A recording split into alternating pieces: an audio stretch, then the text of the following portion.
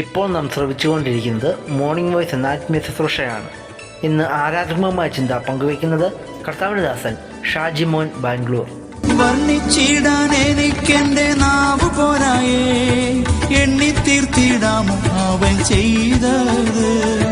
വർണ്ണിച്ചിടാൻ എനിക്കെന്റെ നാവ് പോരായേ, എണ്ണി തീർത്തിടാമോ അവൻ ചെയ്തത്. ആയിരമായി സ്തുതിച്ചിടുന്നേ, ആനന്ദഹസ്തങ്ങളെ ഉയർത്തി. ആയിരമായി സ്തുതിച്ചിടുന്നേ, ആനന്ദഹസ്തങ്ങളെ ഉയർത്തി.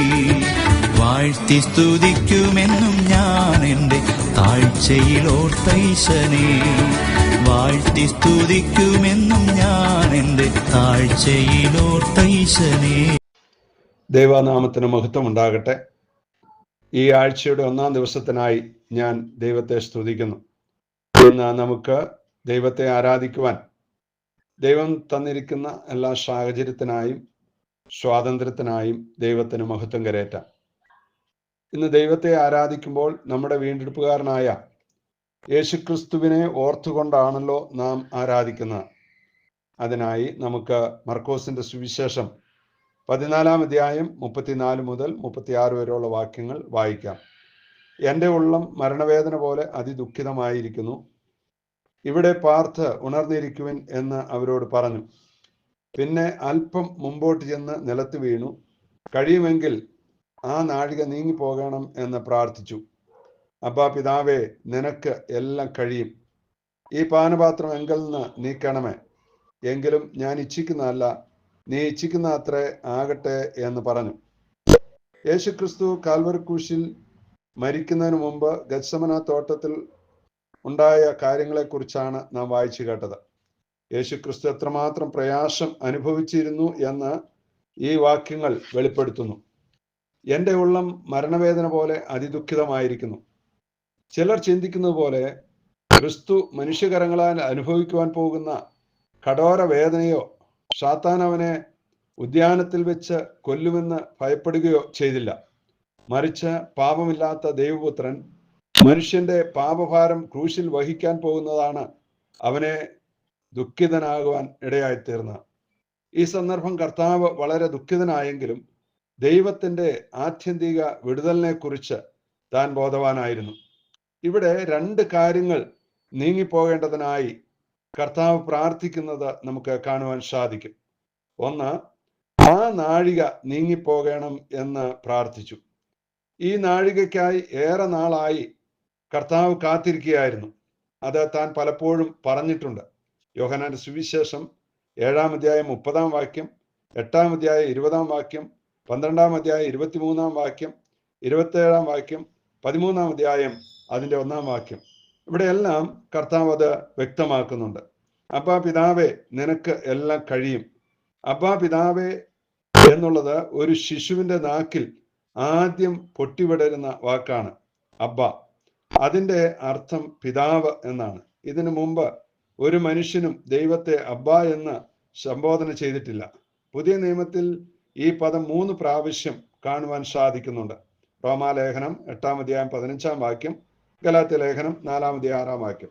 ഇവിടെ യേശുവിന്റെ മനുഷ്യത്വം പ്രകടമാക്കപ്പെടുകയാണ്. ഇത് ക്രൂശ് മരണത്തെയാണ് സൂചിപ്പിക്കുന്നത്. രണ്ടാമതായി, ഈ പാനപാത്രം എന്നിൽ നിന്ന് നീക്കണമേ. ഈ പാനപാത്രം നിന്ദയുടെ, പരിഹാസത്തിന്റെ, കഷ്ടതയുടെ, ചാട്ടവാറടിയുടെ, വേദനയുടെ, ക്രൂശ് മരണത്തിന്റെ പാനപാത്രം. ഈ പാനപാത്രമാണ് നീക്കിപ്പോകണം എന്ന് കർത്താവ് പ്രാർത്ഥിച്ചത്. ആ നാഴികയും ഈ പാനപാത്രവും ഒരു കാര്യത്തെ തന്നെയാണ് സൂചിപ്പിക്കുന്നത് എന്ന് നമുക്ക് മനസ്സിലാക്കുവാൻ കഴിയും. 15-ാം അധ്യായം അതിൻ്റെ 33-ാം വാക്യം ഇത് വ്യക്തമാക്കുന്നു. 6 മണി നേരമായപ്പോൾ 9 മണി നേരത്തോളം ദേശത്ത് എല്ലാം ഇരുട്ടുണ്ടായി. ദൈവം പുത്രനെ കൈവിട്ട നാഴിക. 3 മണിക്കൂർ നേരം ദൈവം പുത്രനോട് ഇടപെട്ട സമയം. യെശയ്യാപ്രവചനം 53-ാം അധ്യായം 10-ാം വാക്യത്തിൽ വായിക്കുന്ന പോലെ, എന്നാൽ അവനെ തകർത്ത് കളയുവാൻ യഹോവയ്ക്ക് ഇഷ്ടം തോന്നി, അവനവന് കഷ്ടം വരുത്തി, അവന്റെ പ്രാണൻ അകർത്തിയാഗമായി തീർന്നു. പ്രിയമുള്ളവരെ, പാപികളായിരുന്ന നമ്മുടെ നരകശിക്ഷ ദൈവപുത്രൻ അനുഭവിച്ച ആ നാഴിക മുഖാന്തരമാണ് നമ്മുടെ പാപങ്ങൾക്ക് എന്നേക്കുമായി പരിഹാരമുണ്ടായത്. പാപം അറിയാത്തവനെ നാം അവനിൽ ദൈവത്തിന്റെ നീതിയാകേണ്ടതിന് അവൻ നമുക്ക് വേണ്ടി പാപമാക്കപ്പെട്ട ആ സമയമായിരുന്നു ക്രൂശിലെ 3 മണിക്കൂർ സമയം. നമുക്ക് വേണ്ടി കാൽവരി ക്രൂശിൽ മരിക്കുവാൻ തന്നെത്താൻ ഏൽപ്പിച്ചു കൊടുത്ത ദൈവപുത്രൻ. ഫിലിപ്പിയ ലേഖനം 2-ാം അധ്യായം അതിന്റെ 6 മുതൽ 8 വരെയുള്ള വാക്യങ്ങൾ നാം വായിക്കുമ്പോൾ അവിടെ നമുക്ക് കർത്താവായ യേശു ക്രിസ്തു മരണത്തിൽ നിന്നും ഉയർത്തെഴുന്നേൽക്കുന്നത് കാണുവാനായിട്ട് കഴിയും. പിതാവിനോട് കഴിച്ച പ്രാർത്ഥനയുടെ ഉത്തരം ലഭിച്ചതായിട്ട് നമുക്ക് കാണുവാനായിട്ട് കഴിയുന്നുണ്ട്. എബ്രായ ലേഖനം 5-ാം അധ്യായം 7-ാം വാക്യത്തിൽ ക്രിസ്തു തൻ്റെ ഐഹിക ജീവിതകാലത്ത് തന്നെ മരണത്തിൽ നിന്ന് രക്ഷിക്കുവാൻ കഴിയുന്നവനോട് ഉറച്ച നിലവിളിയോടും കണ്ണുനീരോടും കൂടെ അപേക്ഷയും അഭയാചനയും കഴിക്കുകയും ഭയഭക്തി നിമിത്തം ഉത്തരം ലഭിക്കുകയും ചെയ്തു എന്ന് നാം വായിക്കുന്നു. നമ്മുടെ പാപങ്ങൾക്ക് വേണ്ടി മരിച്ച് അടക്കപ്പെട്ട് ഉയർത്തെഴുന്നേറ്റ് മഹിമയുടെ വലത്തുഭാഗത്തിരിക്കുന്ന ദൈവകുഞ്ഞാടിന്റെ മഹത്വം ദർശിച്ചുകൊണ്ട് ആ പാതാരബിന്ദങ്ങളിൽ സാഷ്ടാംഗം വീണ് ഇന്ന് രാവിലെ നമുക്ക് ദൈവത്തെ ആരാധിക്കാം. നമ്മുടെ കർത്താവിന്റെ വരവ് സമീപമായിരിക്കുന്നു. താൻ വരുമ്പോൾ നാം നമ്മുടെ പ്രാണനാഥനെ നേരിൽ കാണും.